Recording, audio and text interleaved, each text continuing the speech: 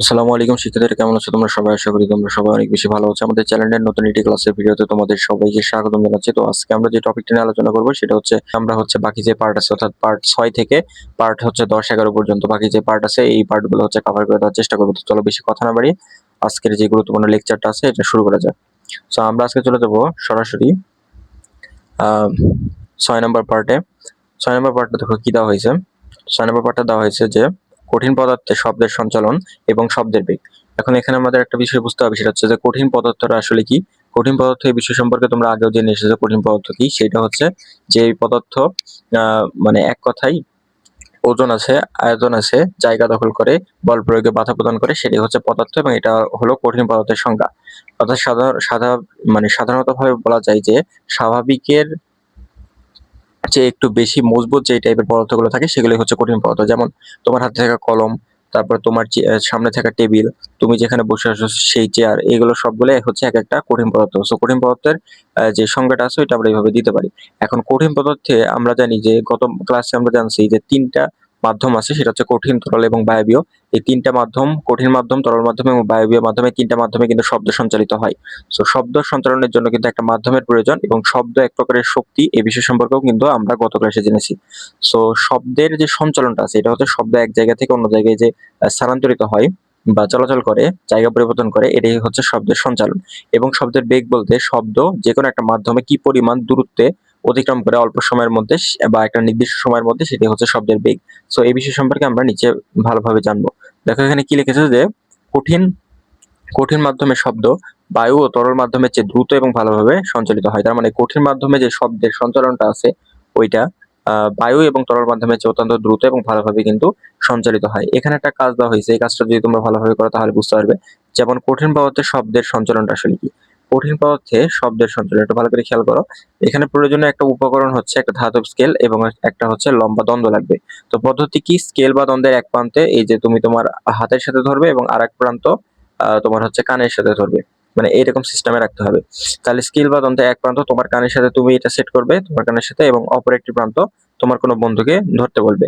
এবং তুমি কিছুক্ষণ পর বলবে যে তোমার কোনো বন্ধুকে আস্তে আস্তে সেটাতে আঁচড় কাটতে বলবে। তুমি কি আঁচড়ের শব্দ শুনতে পাচ্ছ? অর্থাৎ এখানে একটা জিনিস দেখো, এইখানে যদি এই মাথাতে আঁচড় কাটা হয় তাহলে কিন্তু শব্দটা এখান থেকে স্থানান্তরিত হয়ে তোমার কানে কিন্তু পৌঁছাচ্ছে, তার মানে শব্দ কিন্তু সঞ্চারিত হচ্ছে। এবং মাঝখানে যে দ্বন্দ্বটাকে ব্যবহার করা আছে এই দ্বন্দ্ব কিন্তু একটা কঠিন পদার্থ। সো কঠিন পদার্থের মাধ্যমে কিন্তু শব্দ সঞ্চালিত হয়, এই বিষয়টি এখানে বোঝানো হয়েছে। তার মানে যে এই যে তুমি আঁচড়ের শব্দ শুনতে পাচ্ছ একটি ধাতব স্কেলের মাধ্যমে, যেহেতু এটা শুনতে পাচ্ছ, তো ধাতব স্কেল এটা অবশ্যই ধাতব পদার্থ বা কঠিন পদার্থ। সো কঠিন পদার্থে কিন্তু শব্দ সঞ্চালিত হয়, এই বিষয়টা আমরা এই পরীক্ষার মাধ্যমে জানতে পারি। এরপর দেখো যে এরকম একটা পরীক্ষা তোমার একটি কাঠের বা ধাতব টেবিল নিয়ে তোমরা করতে পারো। যেরকম কাজটি করে দেখো এবং কাজটি থেকে কি পেলে তা তোমাদের খাতায় তোমরা কিন্তু লিখতে পারো। কিরকম, সেটা হচ্ছে কাজটি থেকে জানতে পারবে যে কঠিন পদার্থে শব্দ সঞ্চালিত হয়। অর্থাৎ আমার বন্ধু যখন আমার কানে লাগানো দ্বন্দ্বের এক প্রান্তে যখন আঁচড় কাটছিল তখন সেখান থেকে শব্দ সঞ্চালিত হয়ে আমাদের কানে এসে পৌঁছাইছে। সো আমরা কিন্তু শব্দটাকে ভালোভাবে শুনতে পাইছি। সো এটাই হচ্ছে বিষয় যার মাধ্যমে কঠিন পদার্থে আসলে শব্দ সঞ্চালিত হয়, এটার পরীক্ষা। সো এরপর আরেকটা বিষয়, এখানে তিনটা গুরুত্বপূর্ণ স্টেপ লেখা হয়েছে যেগুলো তোমাদের পরীক্ষার এমসিকিউ বা জ্ঞানমূলক প্রশ্নের জন্য খুবই খুবই ইম্পর্টেন্ট এবং পরীক্ষায় আসার মতো প্রশ্ন এগুলা। সো 1 নম্বরে দেওয়া হয়েছে বায়ুতে শব্দের বেগ কত। হ্যাঁ, বায়ুতে শব্দের বেগ হচ্ছে 343 মিটার পার সেকেন্ড। আমাদের সময় এটা আরো কম বেশি হতে পারে। তোমাদের সময় যেটা বোর্ড বইয়ে লেখা আছে বা নতুন বইয়ে লেখা আছে এই নিয়মটাই কিন্তু তোমাদেরকে মানতে হবে। তার মানে বায়ুতে শব্দের বেগ হচ্ছে 343 মিটার পার সেকেন্ড, এটাই কিন্তু তোমাদের মুখস্থ করতে হবে। পানিতে শব্দের বেগ হচ্ছে 1482 মিটার পার সেকেন্ড। কত? 1482 মিটার পার সেকেন্ড। এটা কিসে? এটা হচ্ছে পানিতে শব্দের বেগ। তার মানে এক এক মাধ্যমে শব্দের বেগ কিন্তু এক এক রকমের। বায়ুতে শব্দের বেগ দেখলাম হচ্ছে 343 মিটার পার সেকেন্ড, পানিতে শব্দের বেগ দেখলাম হচ্ছে 1482। তার মানে বায়ু থেকে কিন্তু পানিতে শব্দের বেগটা অনেক বেশি বেড়ে গেছে। এরপর অ্যালুমিনিয়াম বা কঠিন পদার্থ বোঝাচ্ছে, ধাতব পদার্থ বা কঠিন পদার্থ, এটাতে শব্দের বেগ হচ্ছে 6420। তার মানে সর্বোচ্চ বেশি হচ্ছে কঠিন পদার্থে শব্দের বেগ, যেখানে 6420 মিটার পার সেকেন্ড। সো এই তিনটা মাধ্যমে অর্থাৎ বায়বীয়, তরল এবং কঠিন মাধ্যমে তোমাদের শব্দের বেগকে আলাদা আলাদাভাবে সুন্দরভাবে মুখস্থ করতে হবে এবং এখান থেকে একটা প্রশ্ন তোমরা অবশ্যই পরীক্ষায় পেয়ে যাবে। তো এরপর দেখো যে সুতরাং বিভিন্ন মাধ্যমে শব্দ বিভিন্ন বেগে আসলে সঞ্চালিত হয়। বিভিন্ন মাধ্যমে শব্দ বিভিন্ন বেগে সঞ্চালিত হয়। যেমন কঠিন মাধ্যমে শব্দ বায়ু ও তরল মাধ্যমের চেয়ে দ্রুত এবং ভালোভাবে সঞ্চালিত হয়। তার মানে কঠিন মাধ্যমে যে শব্দের সঞ্চালন এইটা হচ্ছে বায়ু এবং তরল মাধ্যমে শব্দের সঞ্চালনের চেয়ে আরো কি দ্রুত এবং ভালোভাবে হয়। অর্থাৎ কঠিন মাধ্যমে সবচেয়ে দ্রুত এবং সবচেয়ে ভালোভাবে শব্দ সঞ্চালন হয় এবং মানে শব্দের বেগটাও কিন্তু কঠিন মাধ্যমে সবচেয়ে বেশি, যেটা দেখলাম আমরা 6420 মিটার পার সেকেন্ড, যেটা অন্যান্য বায়বীয় পদার্থ বা বায়বীয় মাধ্যম এবং তরল মাধ্যম থেকে কিন্তু অনেক বেশি। সো এরপর আমরা আরেকটা গুরুত্বপূর্ণ টপিক সম্পর্কে জানবো, সেটা হচ্ছে যে প্রাণীরা কিভাবে শব্দ শুনতে পায়। এটা হচ্ছে পার্ট 8, এটাও কিন্তু খুবই গুরুত্বপূর্ণ যে প্রাণীরা কিভাবে শব্দ শুনতে পায়। ভালো করে খেয়াল করে তোমরা বুঝতে পারবে এই টপিকটি আসলে কিরকম। যে আমরা জানি কম্পনশীল বস্তু শব্দ উৎপন্ন করে, অর্থাৎ কম্পনশীল বস্তু, যে কোনো কম্পনশীল বস্তু আসলে শব্দ উৎপন্ন করে, বা শব্দ উৎপন্ন করার জন্য কিন্তু কম্পনশীল একটা বস্তু দরকার হয়। এটা আমরা গত ক্লাসে জেনেছি যে কম্পনশীল বস্তু হতে শব্দ উৎপন্ন হয় এবং সেই শব্দ সকল মাধ্যমে কি হয়, সঞ্চালিত হয়। কম্পনশীল বস্তু হতে শব্দ উৎপন্ন হয় এবং সেই শব্দ সকল মাধ্যমের দিকে সঞ্চালিত হয়, এটাও কিন্তু একটা গুরুত্বপূর্ণ। সো এখন এখন বলেছে যে এখন প্রশ্ন হলো যে আমরা কি করে আসলে শব্দটা শুনতে পাই, যে শব্দটা আমাদের চারপাশে হচ্ছে, এই শব্দগুলো আমরা আসলে কিভাবে শুনতে পাই। আমাদের কানের বাইরের অংশের আকৃতি দেখতে অনেকটা চুঙ্গি বা ফানেল আকৃতির মতো। ফানেল আকৃতি বলতে একটা ফানেল তোমরা দেখেছো, যেটা আসলে বিভিন্ন জায়গায় ব্যবহৃত হয় এই ফানেল। তো এই ফানেলের একটা মুখ বড় থাকে এবং আরেকটা মুখ থাকে হচ্ছে সরু। তা আমাদের কানের যে গঠনটা আছে এটা হচ্ছে অনেকটা ফানেলের আকৃতির, যেরকমটা এখানে দেখানো হয়েছে যে আমাদের কানের বাইরের প্রান্তটা হচ্ছে একটু বড় আকারের থাকে এবং আমাদের কানের যে ভেতরের প্রান্তটা আছে সেটা কিন্তু একটা ছোট আকারের থাকে। সো এটাই বলেছে যে একটা ফানেল আকৃতি। সো এই ফানেল আকৃতির যে আহ কান, এটার মধ্যে শব্দ কি হয়, শব্দ হচ্ছে যখন এর ভিতরে প্রবেশ করে তখন শব্দ একটি ছিদ্র পথে যায়, তার শেষ প্রান্তে একটি টান টান পর্দা থাকে। তার মানে আমাদের কানের যে ছিদ্রপথ, এই ছিদ্রপথের বাইরে একটা কি থাকে, একটা পর্দা থাকে। তো এই পর্দাটাকে বলা হয় হচ্ছে কানের পর্দা। এই পর্দাটাকে কি বলা হয়, কানের পর্দা বলা হয়। তো এই পর্দা একটি গুরুত্বপূর্ণ কাজ করে, শব্দের কম্পন কানের পর্দাকে কাঁপায়। তো শব্দের কম্পন যখন কানের পর্দাকে কাঁপায় তখন পর্দা এই কম্পনকে কানের ভেতরের অংশে পৌঁছে দেয়, সেখান থেকে শব্দ আমার মস্তিষ্কে পৌঁছায়। তো যখন শব্দটা মস্তিষ্কে পৌঁছাচ্ছে তখন কি হবে, এভাবেই আমরা শব্দটিকে শুনতে পাই। মানে এটা কিন্তু তোমাদের অনুধাবন প্রশ্ন, অথবা ভাগ্য ভালো থাকলে কিন্তু গ নম্বর বা যেগুলো হচ্ছে প্রয়োগের যে প্রশ্নগুলো আছে এইগুলো প্রশ্ন কিন্তু আসার জন্য খুবই গুরুত্বপূর্ণ। তার মানে এখানে আছে হচ্ছে যে আহ কানের পর্দার একটা বিষয় বলা হয়েছে যে এই পর্দা একটি গুরুত্বপূর্ণ কাজ করে, শব্দের কম্পন কানের পর্দাকে কাঁপায় এবং পর্দা এই কম্পনকে কানের ভেতরের অংশে পৌঁছে দেয়, সেখান থেকে শব্দ মস্তিষ্কে পৌঁছায়। এভাবে আমরা শব্দটিকে কিন্তু শুনতে পাই। কানের পর্দা যেটা আছে সেটা যে গুরুত্বপূর্ণ কাজ করে তা জানার জন্য আমরা একটা পরীক্ষা করবো। এখানে নিচে একটা পরীক্ষা দেওয়া হয়েছে, এটাই হচ্ছে গুরুত্বপূর্ণ পরীক্ষা। সো এই পরীক্ষাটা তোমরা করলে অবশ্যই বুঝতে পারবে যে এই পরীক্ষা দ্বারা আসলে কি বোঝানো হয়েছে এবং কানের পর্দার মাধ্যমে আসলে কিভাবে কম্পন তৈরি হয় এবং কিভাবে আমরা শব্দ শুনতে পাই, এই বিষয়গুলো কিন্তু এখানে উল্লেখ করে দেওয়া হয়েছে। সো একটু আমরা এটা পড়ে দেখবো যে শব্দের কম্পন আসলে কিভাবে কানের পর্দাকে কম্পন সৃষ্টি করে বা কাঁপায়। তো এখন থেকে প্রয়োজনীয় উপকরণ, টিনের একটা পাত্র লাগবে, যেটা আমরা কোমল পানীয়, কোকা কোলার ক্যান, এই টাইপের বিষয়গুলো কিন্তু বা বিভিন্ন রকমের সফট ড্রিঙ্কস যেগুলো আছে, যেমন কোমল পানীয়, ওই টাইপের ড্রিঙ্কস এর যেই ক্যান গুলো আছে ওই ক্যান গুলো কিন্তু আমরা ব্যবহার করতে পারবো এই পরীক্ষার জন্য। এরপর দেখো পদ্ধতি, ক্যানের দুই মাথা কেটে নিতে হবে, অর্থাৎ উপরের মাথাও কাটতে হবে, নিচের মাথাও কাটতে হবে। এরপর বেলুনটিকে, আর একটা বেলুনের প্রয়োজন হবে, ঠিক আছে, একটা বেলুনের প্রয়োজন হবে। এরপর কি বলেছে যে বেলুনটিকে টান টান করে লাগিয়ে রাবার ব্যান্ড বা সুতা দিয়ে ক্যানের এক মাথা বন্ধ করে দাও। অর্থাৎ এক মাথায় আমরা কি করবো, বেলুন লাগাবো। সেটা হতে পারে এই মাথায় অথবা হতে পারে উপরের মাথায়, যে কোনো একটা মাথায় আমরা বেলুন লাগাবো। এরপর হচ্ছে টান টান করা বেলুনের উপর 4 থেকে 5টা গরম দানা, যেমন এই যে এইখানে 4 থেকে 5টা হচ্ছে গরম দানা দেওয়া হয়েছে। তো এইটা গরম দানা চাল রাখো। তো তোমার কোনো বন্ধুকে ক্যানের ওপর খোলা মুখের সামনে হুররে হুররে শব্দ করতে বলো। তো খেয়াল করে দেখবে গম বা চালের কি করছে, গম বা চাল উপরের দিকে আবার হচ্ছে নিচে লাফাচ্ছে। এই লাফাচ্ছে কেন, কারণ শব্দ একটা কম্পন সৃষ্টি করে, যেটা পদ্ধতিতে যে আঘাত করে ওখানে একটা কম্পনের সৃষ্টি করছে, এবং যার ফলে যে গরম চালগুলো আছে এগুলো কিন্তু, মানে গরম চাল না, এটা আসলে গমের দানা হবে, গমের দানা। এই গমের দানাগুলো কি করছে, একে অপরের সাথে নড়াচড়া করছে, অথবা একবার উপরে যাচ্ছে একবার হচ্ছে নিচে আসছে। তো এই বিষয়গুলো কিন্তু ঘটে থাকে। এই পরীক্ষার মাধ্যমে আমরা জানতে পারি যে কিভাবে কানের ভিতরে পর্দায় আসলে কম্পন সৃষ্টি হয় এবং যার ফলে আমরা শুনতে পাই। এরপর হচ্ছে পার্ট 8 এবং 9, সেটা হলো শ্রাব্যতার সীমা, অপ্রীতিকর শব্দ বা নয়েজ। অপ্রীতিকর শব্দ কি, যে সকল শব্দ আমাদের শ্রুতিমধুর না, অর্থাৎ যে সকল শব্দ আমাদের শুনতে ভালো লাগে না, সেই টাইপের শব্দকে বলা হয় হচ্ছে অপ্রীতিকর শব্দ বা হচ্ছে নয়েজ, যেগুলোকে আমরা সাধারণত ভাবে বিরক্তিকর মনে হয়। যেমন তোমার বাড়ির সামনে অবস্থিত কোনো একটা রাস্তা দিয়ে যদি একটা বড় গাড়ি যাতায়াত করে, তাহলে সেই গাড়ি যদি অপ্রয়োজনীয় হর্ন বাজায়, তাহলে সেক্ষেত্রে একটা বিরক্তিকর শব্দ উৎপন্ন হবে, যেটা তোমার বিরক্তির কারণ হবে। এটাকে বলা হয় অপ্রীতিকর শব্দ বা নয়েজ। তো শ্রাব্যতার সীমা বিষয়ে এখানে আলোচনা করা হয়েছে। এখানে কিছু গুরুত্বপূর্ণ বিষয় আছে যেগুলো আমরা পড়লে বুঝতে পারবো। প্রথমত আমরা জানি যে কোনো বস্তুর কম্পনের ফলে শব্দের উৎপত্তি হয়, অর্থাৎ কোনো বস্তু যদি কম্পিত হয় তাহলে সেখান থেকে কি উৎপন্ন হয়? শব্দের উৎপন্ন হয়। সকল কম্পনশীল বস্তুর শব্দ কি আমরা শুনতে পাই না? সকল কম্পনশীল বস্তুর শব্দ কিন্তু আমরা শুনতে পাই না। যে শব্দ প্রতি সেকেন্ডে 20টির কম স্পন্দন দিয়ে সৃষ্টি হয় তাকে আমরা শুনতে পাই না। তো এরকম শব্দ শ্রবণ উপযোগী নয়, এরকম শব্দকে শ্রুতিপূর্ব শব্দ বলা হয়। এখানে একটা প্রশ্ন আসতে পারে যে শ্রুতিপূর্ব এবং শ্রুতি, আরেকটা আছে শ্রুতি উত্তর, এই দুইটা বিষয়, এই যে শ্রুতি উত্তর আর একটা হচ্ছে শ্রুতিপূর্ব, এই দুটি শব্দ বলতে কি বোঝাচ্ছে? শ্রুতিপূর্ব শব্দ হচ্ছে যে শব্দ প্রতি সেকেন্ডে 20টির কম স্পন্দন দিয়ে সৃষ্টি হয় এবং যেটাকে আমরা শুনতে পাই না, সেটাই হচ্ছে শ্রুতিপূর্ব শব্দ। তার মানে যে শব্দটিকে আমরা শুনতে পাই না, 20টির কম স্পন্দন দিয়ে প্রতি সেকেন্ডে উৎপন্ন হয়, তা আমরা শুনতে পাই না, এরকম শব্দ শ্রবণ উপযোগী নয়। এবং শ্রবণ উপযোগী নয় যে সকল শব্দ, সেগুলোই হচ্ছে শ্রুতিপূর্ব শব্দ। আবার অনেক বেশি কম্পনের ফলে সৃষ্ট শব্দ আমরা শুনতে পাই না, যেমন প্রতি সেকেন্ডে যদি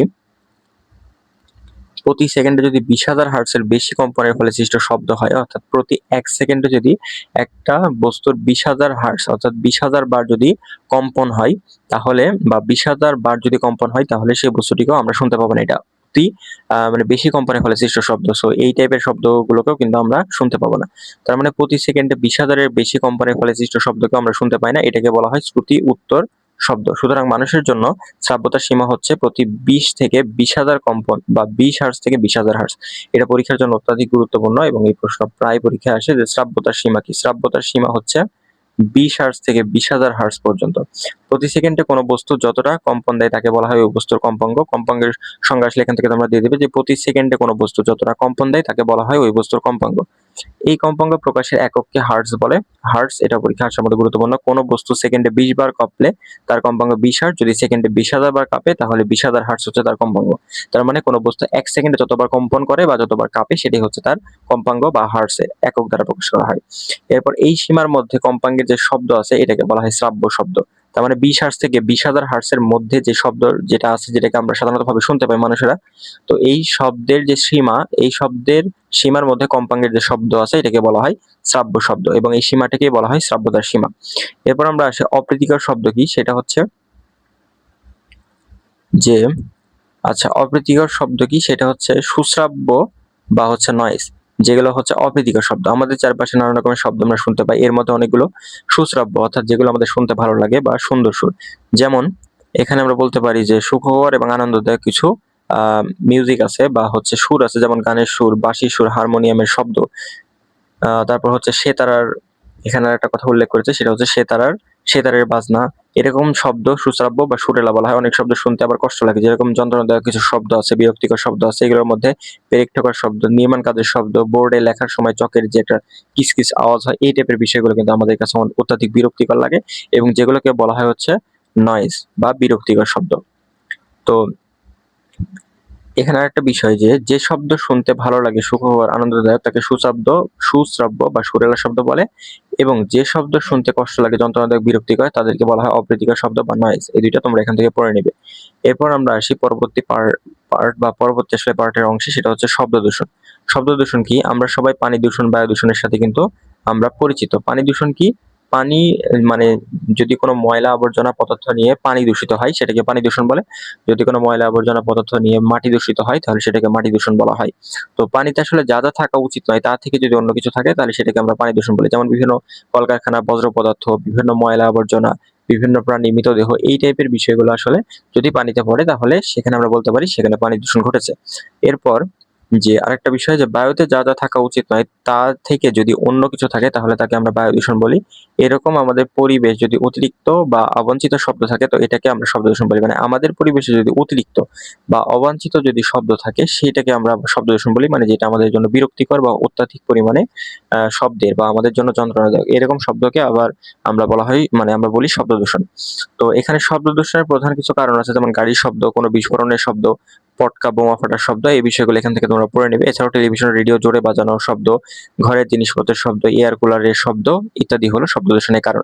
এখান থেকে পরীক্ষায় প্রশ্ন আসে, বিশেষ করে ঘ নম্বরে, যে শব্দ দূষণের কারণগুলো উল্লেখ করো, গ নম্বরে আসে এবং ঘ নম্বরে বলে শব্দ দূষণের প্রতিকারে আমরা কি করতে পারি সেটা ঘ নম্বরে বিশ্লেষণ করো। অর্থাৎ এখান থেকে বা এই অংশ থেকে কিন্তু তোমরা একটা সৃজনশীল প্রশ্ন পেয়ে যেতে পারো এবং এটা প্রতিবারই পরীক্ষায় আসে। এই অধ্যায়টা পরীক্ষার জন্য অত্যাধিক গুরুত্বপূর্ণ, বিশেষ করে নৈর্ব্যক্তিক, সংক্ষিপ্ত প্রশ্ন এবং সৃজনশীল প্রশ্নের জন্য। তো এরপর আমরা দেখবো শব্দ দূষণের ফলে আসলে কি ক্ষতি হয়। শব্দ দূষণের ফলে কি আসলে ক্ষতি হয়? শব্দ দূষণের ফলে মানে অনেক প্রকারের ক্ষতি হয়ে থাকে। যেরকম অনেকে যারা হচ্ছে রোগী, আসলে যারা অসুস্থ মানুষ তাদের কিন্তু অনেক সমস্যা হয়, তাদের ঘুমের সমস্যা হয়।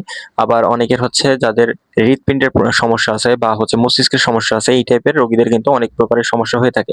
বাচ্চাদের, বিশেষ করে যারা স্কুল কলেজে পড়াশোনা করে, তাদের পড়াশোনার অনেক বেশি ক্ষতি হয়। সো এই আরো অনেক বিষয়গুলো এখানে উল্লেখ করা আছে, যেমন হচ্ছে চারপাশে অতিরিক্ত শব্দ দূষণ নানা সমস্যা সৃষ্টি করে। এসব সমস্যা হলো অনিদ্রা, মাথা ব্যথা, উচ্চ রক্তচাপ, বিরক্তি, দুর্ভাবনা ইত্যাদি আরো অনেক কিছু। এগুলো তোমরা নিজে পড়ে নিবে এখানে। আর নিচে এটা আছে, এটা অনেক বেশি গুরুত্বপূর্ণ। এখানে স্টেপগুলো অবশ্যই মনে রাখতে হবে। স্টেপগুলো কি কি, সেটা হলো শব্দ দূষণ কিভাবে রোধ করা যায়। দেখো, একটু সংক্ষিপ্ত এখানে একটা বিষয় দেওয়া হয়েছে, সেটা হলো শব্দ দূষণ নিয়ন্ত্রণ করতে হলে শব্দের উৎসকে আসলে নিয়ন্ত্রণ করতে হবে। এটা কিভাবে করা যায়? কোনো আবাসিক এলাকায় শব্দ দূষণ যদি আমরা নিয়ন্ত্রণ করতে চাই, তাহলে এক, অপ্রীতিকর শব্দ বা নয়েজ সৃষ্টিকারী সবকিছুকে এলাকার বাইরে রাখতে হবে। অর্থাৎ যেগুলো অপ্রীতিকর শব্দ বা নয়েজ সৃষ্টি করে, যেগুলো আমাদের জন্য বিরক্তিকর, এগুলো কি করতে হবে? আমাদের সবকিছু আমাদের এলাকার বাইরে রাখতে হবে। অপ্রীতিকর শব্দ বা নয়েজ সৃষ্টিকারী কোনো কলকারখানা আবাসিক এলাকায় স্থাপন করা যাবে না। আবাসিক এলাকা বলতে যেখানে মানুষ বসবাস করে, এই টাইপের এলাকায় কোনো প্রকারের অপ্রীতিকর শব্দ বা নয়েজ সৃষ্টিকারী যে কোনো প্রকারের কলকারখানা, অর্থাৎ যেগুলো শব্দ উৎপন্ন করে বা বিরক্তিকর শব্দ উৎপন্ন করে, এই টাইপের কলকারখানা আসলে স্থাপন করা যাবে না। যানবাহনের হর্ন যতটা সম্ভব কম বাজাতে হবে। রেডিও, টেলিভিশন, অন্যান্য বাদ্যযন্ত্রে উচ্চ শব্দে গান বাজানো যাবে না। রাস্তার পাশে, ঘর বাড়ির চারিদিকে গাছপালা লাগাতে হবে। গাছপালা কিন্তু শব্দ শোষণ করে না, এই কারণে যেখানে গাছপালা বেশি থাকে সেখানে কিন্তু শব্দ দূষণের পরিমাণ অনেক কম হয়। তো আমরা এটা কিন্তু নিজেরা করতে পারি। সেটা কি, যে রাস্তার পাশে, ঘর বাড়ির চারিদিকে গাছপালা লাগাতে হবে পর্যাপ্ত পরিমাণে, যাতে শব্দ দূষণ কিছুটা রোধ হয়। তো এরপর শব্দ দূষণ রোধ করতে বিমানের ইঞ্জিন, যানবাহনের ইঞ্জিন, কলকারখানা মেশিন, সাইলেন্সার ইত্যাদি লাগাতে হবে। যদি সাইলেন্সার লাগানো হয় তাহলে এটা একটা গুরুত্বপূর্ণ, যেটা শব্দকে বাইরে বের হতে দেয় না বা শব্দ দূষণ রোধ করে থাকে। সাইলেন্সার হলো এমন একটি ব্যবস্থা যা শব্দকে বাইরে যেতে দেয় না। এটাও গুরুত্বপূর্ণ, তোমাদের পরীক্ষায় আসতে পারে যে সাইলেন্সার কি। তো সাইলেন্সার হচ্ছে এমন একটা ব্যবস্থা যা উৎপন্ন শব্দকে আসলে বাইরে যেতে দেয় না। আজকের ক্লাসের সর্বশেষ পার্ট, সেটা হচ্ছে পার্ট 10 থেকে 11। সেটা হলো কি, যে শব্দ সৃষ্টিকারী যন্ত্র। শব্দ সৃষ্টিকারী যন্ত্র কি? যে সকল শব্দ আসলে শব্দ সৃষ্টি করে থাকে। শব্দ প্রধানত দুই প্রকারের হয়, একটা হচ্ছে সুরেলা শব্দ এবং আরেকটা হচ্ছে বেসুরো শব্দ। ঠিক আছে, শব্দ দুই প্রকারের, একটা সুরেলা শব্দ এবং আরেকটা হচ্ছে বেসুরো শব্দ।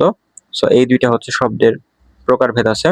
তো এই দুইটা শব্দ, সুরেলা শব্দ তৈরি করা হচ্ছে বাঁশি, হারমোনিয়াম, একতারা, দোতারা, সেতারা ইত্যাদি, এবং বেসুরো শব্দ যন্ত্র তৈরি করে। তবে আমাদের অতি পরিচিত দুইটি হচ্ছে, একটা হলো গাড়ির হর্ন এবং আরেকটা হলো সাইকেল বা রিক্সার বেল। এগুলো হচ্ছে মানে বেসুরো শব্দ তৈরি করে, যেটা আমাদের জন্য অত্যাধিক পরিমাণে বিরক্তিকর। সো এরপর দেখো, বাঁশি কিভাবে আসলে শব্দ তৈরি করে। বাঁশির ভিতরকার বাতাসের কম্পনের ফলে কিন্তু সুর সৃষ্টি হয়। ফু দিয়ে বাঁশির নলে বাতাস ঢুকানো হয় এবং বাঁশির ছিদ্র ও ছিদ্রের সংখ্যার উপর শব্দের তীক্ষ্ণতা আসলে নির্ভর করে। তো বাঁশি বলতে কি বলছো, বাঁশি কিভাবে শব্দ তৈরি করে, এটার ব্যাখ্যা কিন্তু এখান থেকে সুন্দরভাবে দিতে পারো। এখানে একটা এক্সাম্পল আছে, এটা তোমরা করে নিতে পারো। ঠিক একইভাবে নিচে একতারা ও দোতারা কিভাবে শব্দ উৎপন্ন করে, এই বিষয়টা কিন্তু তোমরা এখান থেকে সুন্দরভাবে পড়ে নিতে পারো, যে আসলে একতারা এবং দোতারা আসলে কিভাবে শব্দ উৎপন্ন করে থাকে। তো সর্বশেষ সাইকেল বা রিক্সার বেল, এই বিষয়টা কিরকম। সাইকেল বা রিক্সার বেল আসলে এটা অপ্রীতিকর শব্দ তৈরি করে থাকে, এবং এটা কিভাবে সাইকেল বা রিক্সার বেল বাজে, এই বিষয়টা তোমরা সুন্দরভাবে দেখে নেবে, যেটা খ নম্বর প্রশ্নের জন্য গুরুত্বপূর্ণ। বা সংক্ষিপ্ত প্রশ্ন কিন্তু এই টাইপের প্রশ্নগুলো বেশি আসে, যে সাইকেল আসলে বেলটা কিভাবে উৎপন্ন হয়। সো একটা সাইকেল বা রিক্সার বেলের টুংটাং শব্দের সাথে আমরা পরিচিত। এই বেল কি করে শব্দ উৎপন্ন করে তা কি তোমরা জানো? এই বেলে গোলাকার একটি ধাতব বাটি উপর করে রাখা হয়, বাটির নিচে একটি ধাতব হাতুড়ি লাগানো থাকে। একটি হাতলের সাহায্যে হাতুড়ি নাড়ালে তা বাটিতে আঘাত করে এবং বাটির কম্পনের ফলে এই আওয়াজটা তৈরি হয়, টুংটাং আওয়াজ। সো এই অধ্যায়ে আমরা যে গুরুত্বপূর্ণ নতুন সূত্র, মানে সরি সূত্র না, এটা হচ্ছে গুরুত্বপূর্ণ নতুন যে শব্দগুলো জানলাম, এগুলো হচ্ছে এইটা, যেমন শ্রাব্য, অশ্রাব্য, তারপর হলো কানের পর্দা, শ্রুতিপূর্ব, শ্রুতি উত্তর, সুশ্রাব্য, নয়েজ, অপ্রীতিকর শব্দ ইত্যাদি, শব্দ দূষণ। তো এই বিষয়গুলো কিন্তু আমরা আগে অবগত ছিলাম, কিছুটা কিছুটা ছিলাম না। সো এই অধ্যায়ে কিন্তু নতুন ভাবে পড়লাম। তো আজকের পড়াটা মূলত এই পর্যন্তই। তোমরা এই অধ্যায়ে লাস্টে কি কি আমরা শিখলাম এখান থেকে তোমরা জেনে নিতে পারো, এবং এখানেও অনেক গুরুত্বপূর্ণ প্রশ্ন আছে যেগুলো আমি মার্ক করে দিচ্ছি, সেই বিষয়গুলো কিন্তু তোমরা নিজেরা দেখে নেবে। এগুলো কিন্তু খুবই গুরুত্বপূর্ণ। সো এখান থেকে কিন্তু পরীক্ষায় প্রশ্ন আসতে পারে। সো এই পৃষ্ঠার একটা তোমরা স্ক্রিনশট রাখতে পারো বা বইয়ে সুন্দরভাবে দাগিয়ে রাখতে পারো। এখানে কিন্তু অনেক মানে গুরুত্বপূর্ণ বিষয়ের প্রশ্নের উত্তরগুলো কিন্তু এখানে দেওয়া আছে, এবং যার মাধ্যমে তোমরা সহজেই কিন্তু একটা প্রশ্নের অ্যান্সার করতে পারো। এবং এই অধ্যায় শেষে যে অনুশীলনী আছে, এই অনুশীলনীতে দেখো আমরা যেগুলো পড়েছি সেগুলোই কিন্তু আছে। যেমন 1 নম্বরে দেওয়া হয়েছে শব্দ কি। শব্দ হচ্ছে এক প্রকারের শক্তি যা আমাদের শ্রবণের অনুভূতি যোগায়। সুশ্রাব্য শব্দ কি, যে টাইপের শব্দ আমাদের শুনতে ভালো লাগে সেগুলো হচ্ছে সুশ্রাব্য শব্দ। তো আশা করি এই অধ্যায়টা, আজকের ক্লাসটা করলে এবং গত ক্লাসটা করলে তোমাদের এই অধ্যায়ের উপরে কোনো প্রকার প্রবলেম থাকবে না। দেখা হবে নেক্সট ক্লাসে, পরবর্তী নতুন কোনো অধ্যায়। সে পর্যন্ত সবাই ভালো থাকবে। ধন্যবাদ সবাইকে।